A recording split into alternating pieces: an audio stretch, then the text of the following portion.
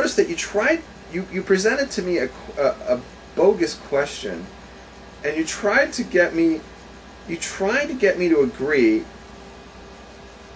that because my great-grandfather disobeyed his father, and that he came to America against my great-great-grandfather's wishes, that somehow he went off the derech.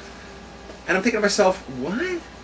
So that led like to hold. I just want to clarify that he didn't go off the derech. He didn't go off the path of Judaism.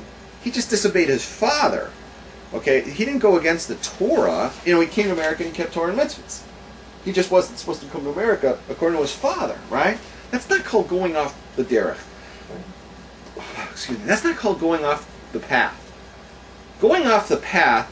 Let me explain this to you, and then I'll explain the whole thing here. Going off the path of Judaism means throwing off the yoke of Torah. That would mean not keeping Shabbos anymore. That would mean getting in your car on Friday night or Saturday and driving over to, the Reform Temple. That would mean, or driving over to a brothel. So going off the path means Saturday you're driving the car. It means you're no longer keeping kosher. It would mean, let's say, like you're eating at Burger King or Jack in the Box.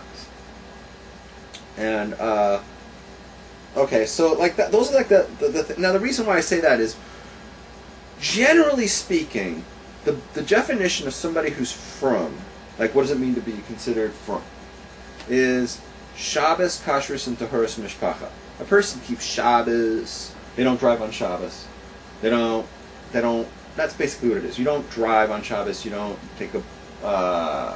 You wouldn't, let's say, go on the radio on Shabbos or update your blog or post something on Facebook or whatnot. Those are or send an email or something like that on Shabbos.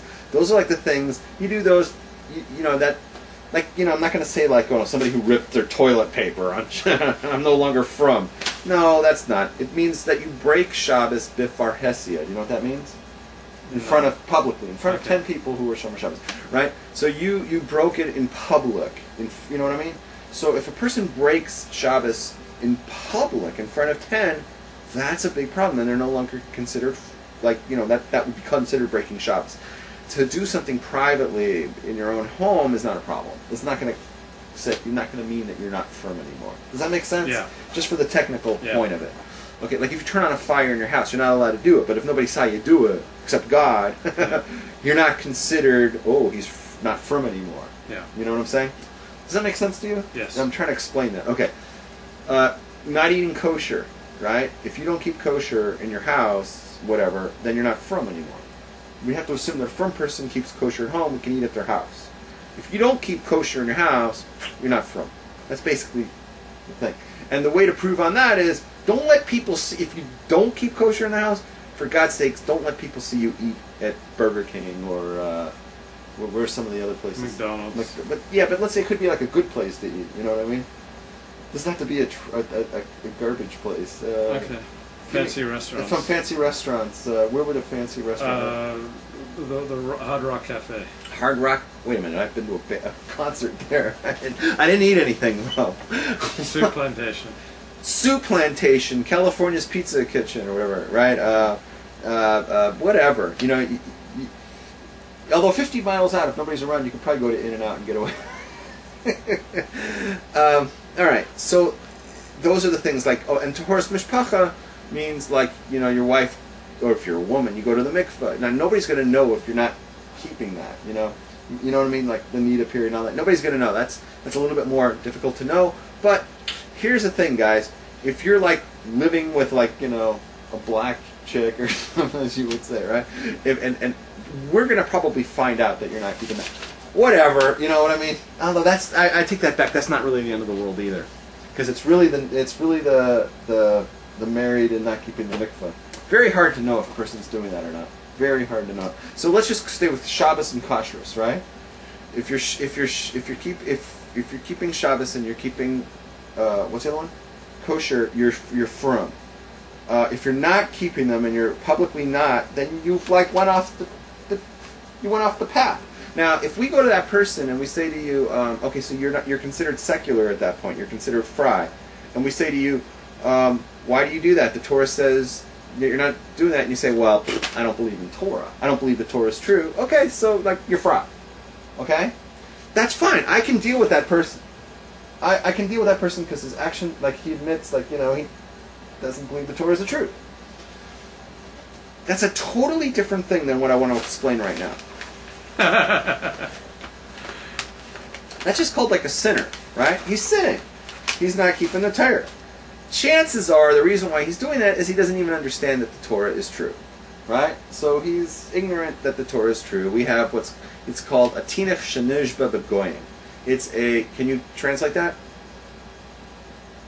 The ways of the Goyim? It's a baby that was kidnapped by the non-Jews and brought up by non-Jews. So we say that he's a captive child. He was stolen from he doesn't know what Judaism is. So therefore we don't hold it against him. We don't treat him like a Russia. A Russia is an evil person. We don't. We treat him like somebody just is ignorant, doesn't know anything. They're like a baby. They just don't know any better. Right? So we say the person's secular, they're doing sins, but they don't know any better, so we don't hold it against them. It's not so bad. What is bad is the following. I go to somebody, and they say to me, I say, hey, the same person, right? And I say, hey, what are you doing? How are you able to, drive to the temple? And they tell me, as the answer, that the rabbi says it's okay to drive. It's better that they should drive to temple on Sabbath than it is to stay home and not pray with the congregation. Okay, according to Judaism, there is absolutely no exemption for that. There is nothing that allows or permits someone to drive a car, which is what the Torah prohibits because it's lighting a fire and there's all kinds of problems with it. It's absolutely forbidden. And the only reason you're ever allowed to drive a car on the Sabbath is to save a life. Like you take your woman to the hospital because she's about to give birth, or you take somebody who just fell in the, and they can't get up, or they had a heart attack or something. You're just like jonesing for a Big Mac. It's like, oh, I'm gonna die. Right, because you need that. You need that. You're gonna die. You're gonna die. Yeah, obviously. But you can't just going to pray with the minyan is not a reason to break Shabbos. Okay, so you're not allowed to break Shabbos to go to pray in the temple. Okay, now the rabbi I have a major problem with. My major problem is the rabbi just went against Judaism and spoke in the name of Judaism something that goes against Judaism. Okay, so that rabbi is espousing heresy. That is heretical nonsense. And the reason why it's heretical is because they changed the Torah. They went against the tradition, the Masorah, the Torah tradition, and they gave something that was opposite to it. What is a heretic? We talked about this a little bit last week, did we not? And we said that generally speaking, you take the 13 principles of faith from the Rambam, and if anybody goes against one of those, speaks against one of those 13, then that's heretical talk. Okay? Mm-hmm. One of the 13, I believe it's number 8, but don't quote me, is the Torah that God gave to Moses is the Torah that we have today. Yeah. Right? You don't change the Torah.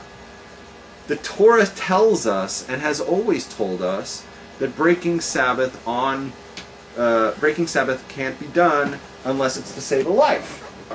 You can't just break Sabbath to go to the temple. So somebody's espousing that in the name of Torah. They're espousing heresy because they're going against one of the principles of faith. It's an ikr. It's a foundation of Judaism. It's like last week when I mentioned that the foundations of Judaism includes that there's only one God and He's the God of everything, right? So the belief that we should pray to some dead rabbi, that would be heretical. So when someone comes and they say you should pray to our dead rabbi, that would be heresy against the one God.